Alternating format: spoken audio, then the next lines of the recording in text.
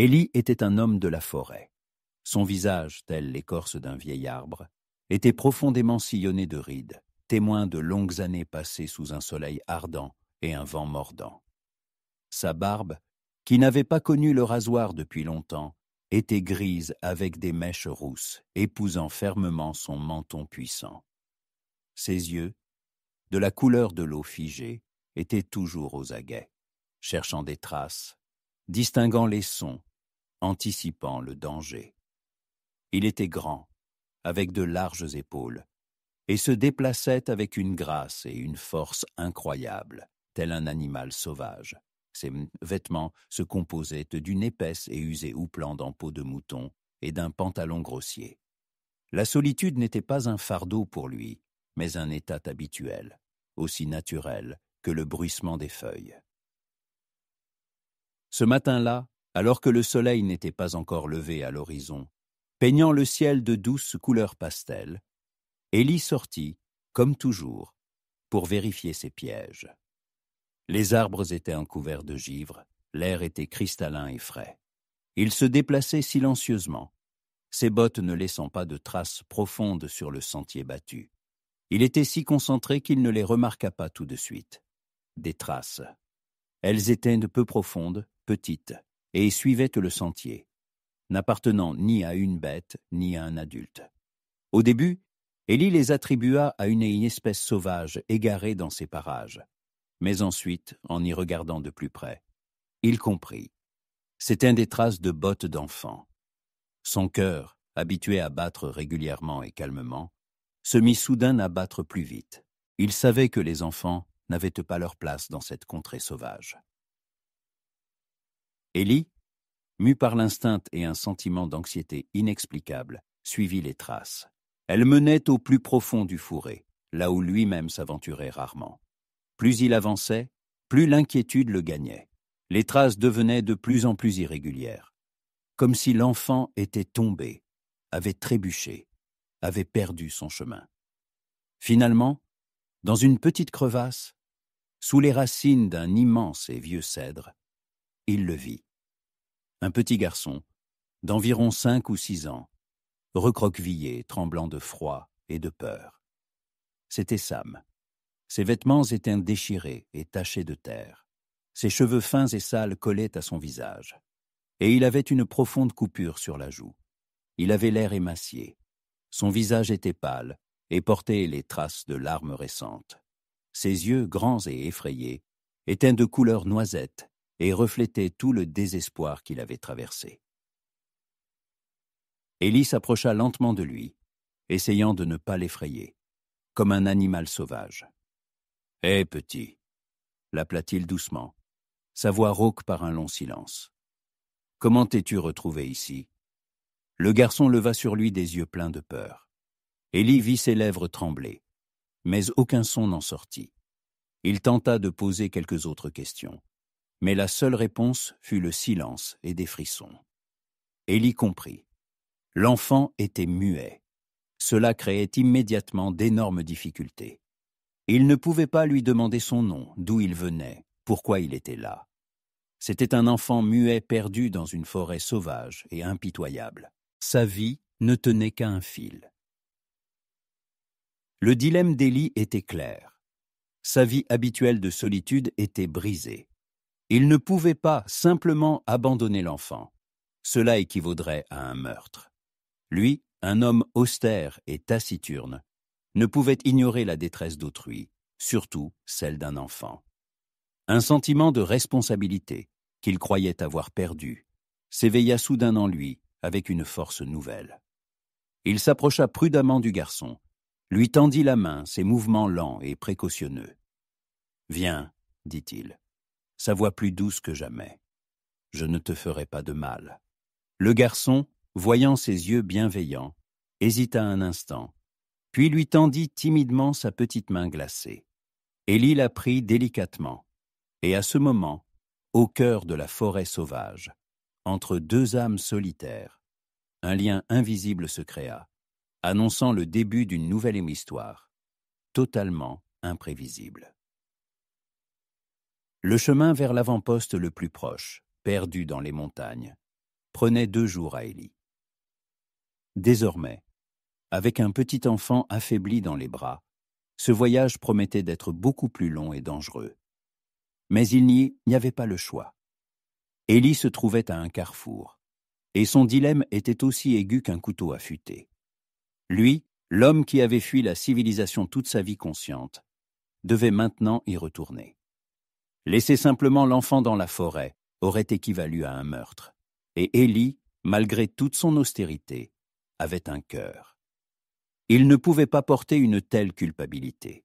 La seule option, bien que peu souhaitable, était de ramener l'enfant aux gens, où il pourrait être pris en charge, où il y avait l'espoir que ses parents soient retrouvés. Cette décision n'était pas dictée par un désir, mais par un devoir, et c'était la décision la plus difficile et la plus importante qu'il ait prise depuis de nombreuses années. Il prit Sam dans ses bras, l'enveloppant dans son épaisse houppelande usée. Le petit corps du garçon était glacé, et Élie sentait qu'il tremblait, telle une feuille de tremble. « Nous allons chez les gens, » dit Élie doucement, bien qu'il sût que l'enfant ne pourrait pas répondre. « Il fera froid, mais je ne te laisserai pas geler. » Leur chemin fut rude. L'automne cédait déjà sa place, et l'hiver approchait à grands pas. L'air était percé d'un vent glacial qui pénétrait jusqu'aux os. Les sentiers étaient glissants, et la neige, encore peu profonde, rendait la marche difficile. Élie avançait lentement, essayant de ne pas tomber, de ne pas blesser l'enfant. Ses pensées n'étaient occupées que par cela. Chaque pas était mesuré, chaque mouvement prudent. Lui, habitué à une marche solitaire et rapide, avançait maintenant avec une patience incroyable, qu'il pensait avoir perdue depuis longtemps. Au début, Sam était effrayé. Ses grands yeux noisettes suivaient constamment Élie, et l'on y lisait à la fois l'anxiété et l'espoir. Quand ils s'arrêtèrent pour une pause, Élie alluma un petit feu et sortit de sa besace un morceau de viande séchée. Il le tendit à Sam, mais celui-ci ne le prit pas. « Mange, » dit Élie, désignant la nourriture. « Tu as besoin de force. » Sam secoua la tête. Il ne pouvait pas parler, mais ses yeux, pleins de méfiance, disaient tout. Élie comprit. L'enfant avait peur. Il ne connaissait pas cet homme, et toute nourriture que celui-ci offrait pouvait être un piège. Élie n'insista pas. Il cassa un petit morceau, le mangea lui-même, puis tendit à nouveau le reste à Sam. Celui-ci, voyant cela, prit la viande avec hésitation et commença à manger. Pour la première fois, quelque chose ressemblant à de la confiance apparut dans ses yeux. Leur communication devint non-verbale. Pour expliquer ses actions, Élie commença à utiliser des gestes. Il indiquait qu'il fallait marcher, qu'il fallait s'arrêter. Il montrait les oiseaux, les traces d'animaux. Sam, à son tour, réagissait par des regards, des hochements de tête, des contacts. Un jour, alors qu'il traversait un ruisseau glacé, Élie trébucha. Sam, qui était assis sur ses épaules, ne fit aucun bruit, mais l'enserra fermement le cou, comme s'il voulait l'aider à se retenir. Ce fut un simple mouvement, mais il toucha Élie au plus profond de son cœur. Ils firent également face à des dangers. Un jour, un loup affamé se dressa sur leur chemin, les yeux brûlants d'un feu malveillant. Élie sortit son fusil instantanément. Il ne voulait pas tirer, ne voulait pas faire de bruit, mais il n'y avait pas. Il n'y avait pas d'autre issue. Il tira, et le loup, effrayé, s'enfuit dans les fourrés. Sam, entendant le coup de feu, tressaillit mais ne pleura pas. Il serra juste Élie plus fort, ses yeux pleins non pas de peur, mais de confiance. Il croyait que cet homme le protégerait. Une autre fois, alors qu'il s'installait pour la nuit, Élie alluma un feu et commença à préparer un simple dîner. Sam, assis à côté, l'observait. Dans ses yeux se lisait non pas une simple curiosité enfantine, mais une incroyable attention. Il regardait Élie allumer le feu, préparer la nourriture, vérifier son arme. Il était effrayé, mais il était aussi fort. Son esprit n'était pas brisé malgré toutes les épreuves. Durant ces jours de marche, Élie, homme austère et taciturne, fit preuve d'une patience et d'une sollicitude incroyables. Il nourrissait l'enfant, l'enveloppait, le protégeait du vent et du froid. Il partageait avec lui ses dernières provisions, risquant lui-même de manquer de nourriture. Il sentit en lui des instincts de protecteur s'éveiller, qu'il pensait avoir perdus depuis longtemps. Et Sam, à son tour, fit preuve d'un courage et d'une confiance qui brisèrent le mur de glace derrière lequel Élie s'était barricadé du monde. À la fin du 2e jour, ils aperçurent enfin de la fumée s'élevant au-dessus des arbres. L'avant-poste était en vue. Leur voyage touchait à sa fin. Mais Élie ne ressentait pas de soulagement, mais une étrange et inconnue mélancolie. Il savait qu'ils devraient bientôt se séparer. Leur lien subtil et intuitif, qui s'était créé entre eux, lui semblait désormais très important. Il comprit que cet enfant muet était devenu pour lui bien plus qu'un simple fardeau. Il était devenu son compagnon. L'avant-poste, qu'Élie connaissait sous le nom de Baie de l'Ours, s'avéra être une petite ville poussiéreuse, composée d'un seul saloon, d'une épicerie, d'une forge et du bureau du shérif. Le contraste entre le silence et la tranquillité de la forêt et l'agitation, le bruit et la saleté de la ville, était assourdissant. Élie, habitué au bruissement des feuilles et au chant des oiseaux, se sentait mal à l'aise dans cette foule, dans ce tumulte. Il serra instinctivement son fusil, son regard. Était vigilant. Il se sentait étranger dans ce monde où les gens fourmillaient comme des fourmis, ignorant la beauté et le danger de la nature. Sam, qui était resté tout ce temps dans ses bras, tressaillit. Ses grands yeux observaient avec curiosité et peur la rue bruyante.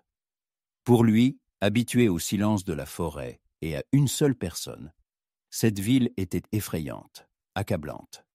Élie le serra contre lui, comme pour le protéger d'une menace invisible, et se dirigea directement vers le bureau du shérif. Le shérif était un homme corpulent et barbu, au regard fatigué. Il écouta Élie, hochant la tête, et examina le garçon. « Muet, dis-tu » demanda-t-il, sa voix grave. « Pauvre âme. Beaucoup d'entre eux se perdent dans cette contrée sauvage. Probablement d'un convoi attaqué par des bandits l'autre jour. Nous allons afficher un avis. Si quelqu'un le cherche, il le trouvera. » Élie ressentit de la déception. Il s'attendait à plus d'implication, à plus d'aide. Mais le shérif avait raison. Dans le Far West, de telles histoires étaient monnaie courante. Élie accepta, et le shérif griffonna rapidement un avis sur une feuille de papier usée, indiquant qu'un enfant muet avait été retrouvé et qu'il pouvait être récupéré auprès du shérif de Baie de l'Ours.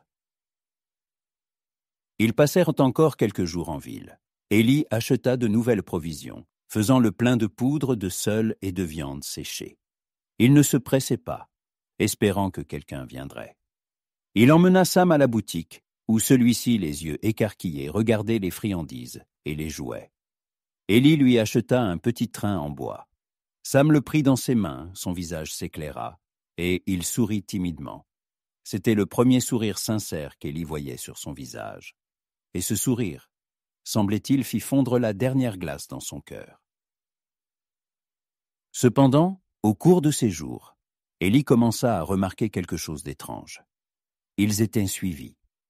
Pas directement, pas ouvertement, mais lui, homme de la forêt, habitué à remarquer chaque ombre, chaque mouvement, le sentait. Il voyait soit une silhouette qui passait au coin de la rue, soit une personne suspecte qui se détournait rapidement sous son regard. Il sentait des yeux étrangers braqués sur lui, pleins non pas de curiosité, mais de suspicion et de menace. Un jour, alors qu'ils étaient assis au saloon pour manger, Élie remarqua un homme assis dans un coin qui ne les quittait pas des yeux. C'était un homme maigre et nerveux, au regard perçant. Quand leurs regards se croisèrent, l'homme se détourna rapidement, faisant semblant de boire. Élie sentit une vague de rage froide et d'acier monter en lui. Il en était sûr. Cet homme et d'autres comme lui ne cherchaient pas l'enfant pour le rendre à ses parents. Ils le cherchaient pour lui faire du mal. Peut-être. Étaient-ils ceux qui l'avaient laissé dans la forêt? Élie, homme d'instinct, réalisa que la ville n'était pas un refuge. C'était un piège. Son plan, laisser Sam chez le shérif, puis retourner dans la forêt, s'avérait naïf. S'il le faisait, il le trouverait, et Sam serait de nouveau en danger. Le shérif ne pourrait pas le protéger d'une telle menace. Les gens qui les suivaient étaient dangereux, et ils ne reculeraient pas. Élie se leva, prit Sam dans ses bras et se dirigea vers la sortie. Sa décision était prise. C'était la décision la plus importante et la plus inattendue de sa vie. Il ne pouvait pas simplement abandonner Sam. Il ne pouvait pas simplement partir, le laissant à son sort. Son devoir, sa responsabilité, qui s'était réveillée en lui de manière si inattendue, exigeait autre chose de lui. Le seul moyen de vraiment protéger cet enfant muet était de l'emmener avec lui, le ramener dans la forêt, là où ils étaient tous deux vraiment en sécurité, où chaque son est. Chaque bruissement était un familier à Élie.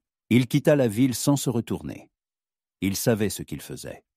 Sa vie habituelle et solitaire était terminée. Désormais, il n'était plus seulement un chasseur. Désormais, il était un protecteur.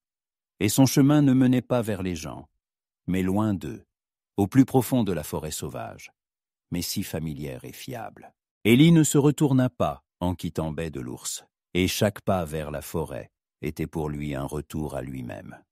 Chaque arbre, chaque sentier, chaque odeur familière de pins et de feuilles mortes emportait la poussière et l'agitation accumulées en ville, comme le purifiant d'un monde étranger et hostile. Dans la forêt, il se sentait à nouveau maître, et non étranger. Il connaissait chaque recoin, chaque piège, chaque ruisseau. Sam, serré contre lui, semblait aussi ressentir ce soulagement. Sa petite main ne le serrait plus aussi fort, et son regard devint plus calme, alors qu'il observait les arbres familiers. Comme s'il y reconnaissait de vieux et bons amis. Leur retour à la cabane fut comme un retour à la maison. Pas seulement à un abri, mais à un endroit où ils pouvaient être eux-mêmes, libres des regards et des menaces extérieures. La cabane, autrefois remplie uniquement de l'odeur de la poudre et de la fourrure, fut désormais imprégnée d'une énergie nouvelle et inconnue. Il n'y avait plus le silence assourdissant, brisé seulement par le bruissement d'une souris. Il y avait maintenant un monde tranquille, mais vivant, créé par leur présence. L'odeur de la fumée de la cheminée se mêlait à l'arôme du pain fraîchement cuit, qu'Élie avait appris à faire, s'efforçant de diversifier leur alimentation. La vie d'Élie avait complètement changé. Il n'était plus seul. Le matin, au lieu de partir immédiatement en tournée, il préparait le petit déjeuner, une simple bouillie d'avoine. Mais pour Sam, il ajoutait un peu de miel qu'il récoltait lui-même, ou des baies séchées, pour rendre le repas plus savoureux et nutritif. Il lui apprenait à survivre, mais il ne le faisait pas comme un professeur sévère, mais comme un père bienveillant. Il lui montrait comment reconnaître les baies et les champignons comestibles, comment distinguer les traces de cerf de celles d'ours, comment pêcher dans le ruisseau de montagne à l'aide d'une canne à pêche artisanale. Sam, doté d'une intuition et d'une attention incroyables, apprenait vite, comme si ses connaissances étaient innées en lui. Avec une agilité enfantine, il maniait un petit couteau, nettoyant le poisson, et le portait fièrement à la cabane, se sentant un membre à part entière de leur petite société.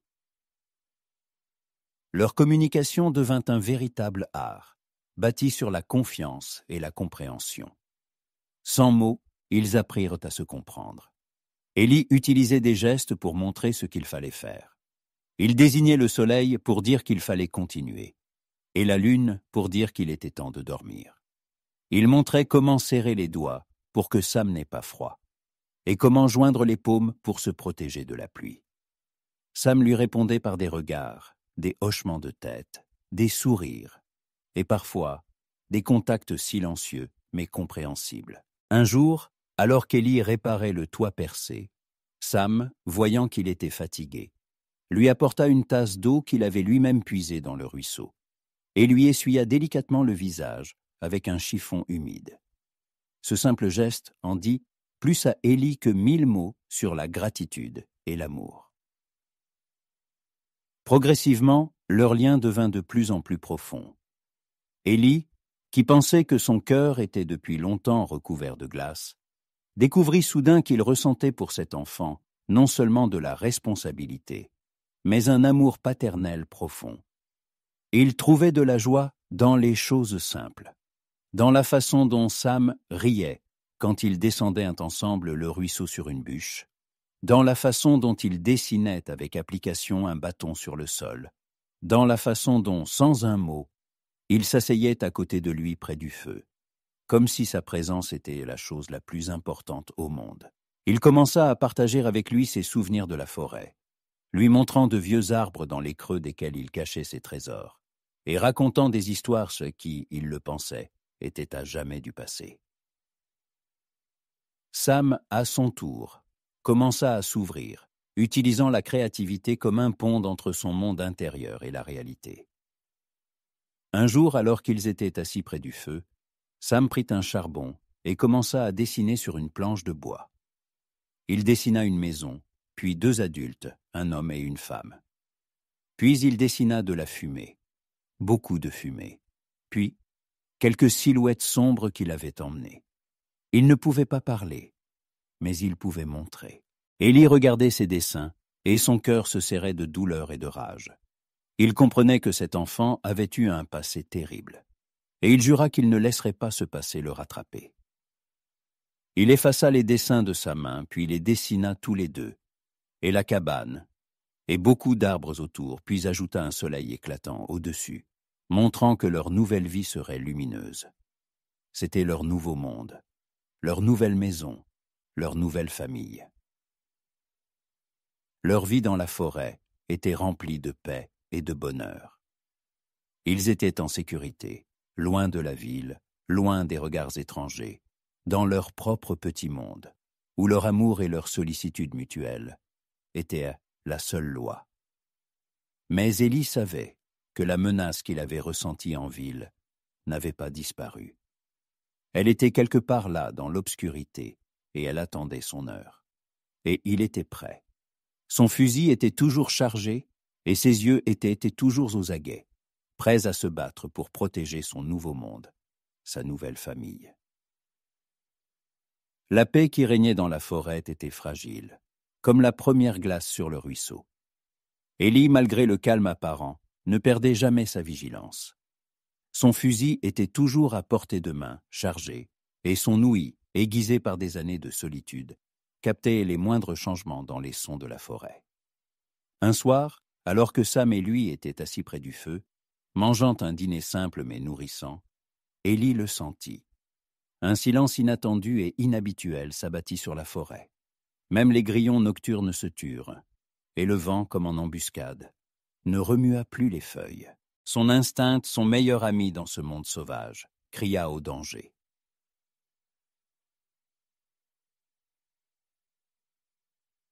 Murmura-t-il, bien qu'il sût que Sam ne pouvait pas l'entendre.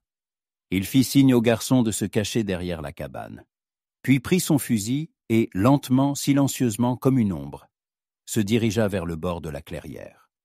Son cœur battait régulièrement, sans panique, prêt au combat. Il savait que ce moment viendrait. Ils sortirent de l'obscurité, tels des fantômes. 3 hommes, armés et sombres. Élie reconnut leurs visages. C'étaient les mêmes hommes qui les avaient suivis à Baie de l'Ours. À leur tête se tenait l'homme maigre et nerveux, dont le regard était perçant et malveillant. Il s'arrêta à quelques mètres d'Élie, ses lèvres étirées en un sourire tordu. « Le shérif en ville a dit que tu avais trouvé un petit garçon perdu, » siffla-t-il. « Mais il n'a pas mentionné que tu t'étais autant attaché à lui. Nous sommes venus prendre ce qui nous appartient. » Élie ne bougea pas, son fusil pointé sur la poitrine de l'homme. il n'appartient à personne. Répondit-il, sa voix froide comme le vent d'hiver. Il est à moi. Tu te trompes. L'homme rit, et ce rire était à être plein de cruauté. Ce gamin a vu ce qu'il ne devait pas voir. Il nous a vu piller le convoi et nous débarrasser de ceux qui étaient avec lui. Nous avons besoin d'un témoin, vivant ou mort, peu importe. À ce moment, Élie comprit tout. Il se rappela les dessins de Sam tracés au charbon sur la planche. La maison, la fumée et les silhouettes sombres. L'horreur qui se cachait derrière le mutisme du garçon avait maintenant un nom. Élie regarda la cabane où Sam se cachait, et dans son âme éclata une fureur sans limite. Il ne se battait plus seulement pour sa vie, mais pour la vie de son fils. Vous ne l'aurez pas. La voix d'Élie était ferme. Ni aujourd'hui, ni jamais. Ils ne parlèrent point plus. La bataille commença. Les hommes de la ville étaient forts et nombreux, mais ils étaient aveugles dans la forêt. Élie était dans son élément. Il savait où se cacher, où surprendre l'ennemi. Il se déplaçait entre les arbres, comme une ombre, utilisant chaque buisson, chaque arbre comme couverture.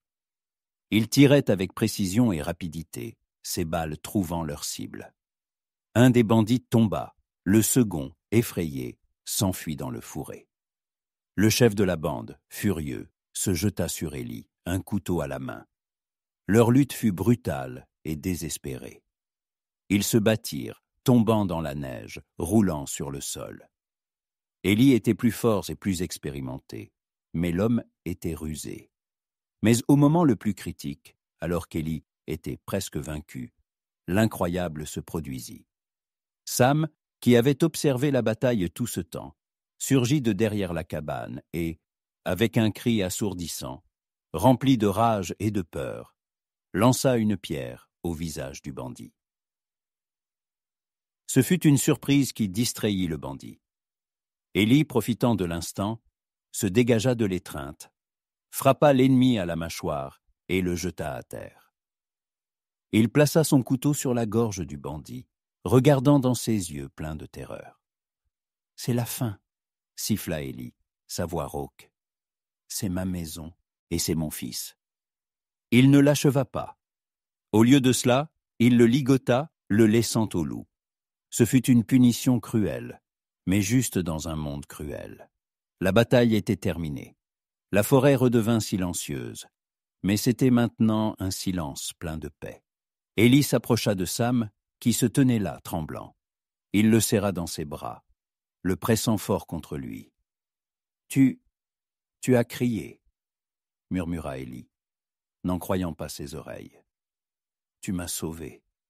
Tu es un garçon courageux, mon fils. » Sam, enfouissant son visage dans son épaule, le serra plus fort. Sa voix avait été perdue, mais il l'avait retrouvée dans son cœur, et dans ce cri était enfermé tout son amour, toute sa peur, toute sa loyauté. À cet instant, Élie comprit qu'ils étaient devenus une famille, non par le sang, mais par l'esprit, ayant traversé le feu et l'eau, la peur et la victoire. Ils étaient ensemble, et maintenant ils étaient prêts pour une nouvelle vie qu'ils avaient défendue, se protégeant l'un l'autre. L'aube du lendemain fut la plus paisible qu'Élie ait jamais connue. Elle n'était pas teintée de rouge sang, mais d'un rose délicat, comme si la forêt elle-même avait soupiré de soulagement. Les ombres des ennemis avaient disparu, ne laissant derrière elles que des traces dans la neige qui seraient bientôt effacées. Ce jour-là, Élie sentit que la menace qui pesait sur eux s'était enfin dissipée. Il n'était plus seul, et il était désormais en sécurité non seulement des bêtes sauvages, mais aussi de la cruauté des hommes. Le matin, ils le passèrent dans le silence. Sam, encore un peu effrayé mais déjà calme, était assis près du feu, tandis qu'Élie vérifiait ses pièges. Cette fois, il ne le faisait pas par devoir, mais avec un sentiment de joie, sachant qu'un petit être cher l'attendait dans sa cabane. Quand il revint, Sam était assis sur une bûche et sculptait avec application quelque chose dans un petit morceau de bois, utilisant le couteau qu'Élie lui avait offert. Son visage affichait une expression concentrée. Et à cet instant, Élie comprit que sa vie, son monde, sa solitude, tout cela était avant Sam, et maintenant, il était père. Leur vie dans la forêt devint harmonieuse. Élie n'enseignait pas seulement à Sam à survivre, il apprenait aussi de lui. Il apprenait à voir le monde à travers les yeux d'un enfant, à voir la beauté dans les petits papillons, dans les formes étranges des nuages, dans les reflets du soleil sur l'eau. Sam, à son tour, s'épanouissait. Il devint plus actif, ses yeux brillaient de curiosité et de joie, et son mutisme cessa d'être un fardeau. Ils communiquaient dans leur propre langage, un langage de gestes, de regards, de sourires, et ce langage était bien plus sincère et profond que n'importe quel mot. Élie apprit à Sam à sculpter des figurines en bois, et bientôt leur cabane fut remplie de figurines d'animaux, d'oiseaux et de personnes, chacune faite avec amour et une incroyable attention aux détails. Sam devint un artisan talentueux, ses mains, autrefois glacées et tremblantes, étaient maintenant chaudes et sûres. Élie, voyant cela, ressentit une fierté qu'il n'avait jamais éprouvée. Un soir, alors qu'ils étaient assis près du feu, et que les flammes projetaient des ombres étranges sur leurs visages, Élie raconta à Sam une histoire qu'il avait autrefois entendue d'un vieil Indien. C'était l'histoire d'un brave guerrier et de son fils. Quand il eut fini, il regarda Sam, et dans ses yeux, illuminés par les flammes, il vit quelque chose de plus que de la simple compréhension. Il vit de l'amour.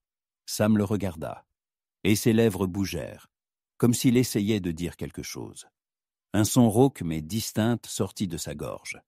Il le répéta, et la deuxième fois, il fut plus clair. Pas ça, dit Sam. Sa voix était douce comme le bruissement des feuilles. Mais pour Élie, elle résonna plus fort que le tonnerre. Élie n'en crut pas ses oreilles. Il regarda Sam, et ses yeux étaient pleins de larmes. Il savait que ce n'était pas seulement un son. C'était un début. Le début d'un long chemin qui peut-être lui rendrait sa voix. Mais cela n'avait déjà plus d'importance. Car Sam avait trouvé sa voix dans le cœur d'Élie. Ils vivaient dans la forêt, loin de l'agitation, loin des dangers. Leur maison, leur cabane, leur monde, tout cela, ils l'avaient créé ensemble. Élie, autrefois un trappeur solitaire, était maintenant un père heureux, et Sam, autrefois un enfant muet perdu, était maintenant son fils. Leur histoire est celle de la façon dont la solitude peut se terminer au moment le plus inattendu, et comment même l'homme le plus austère peut trouver le bonheur en devenant père.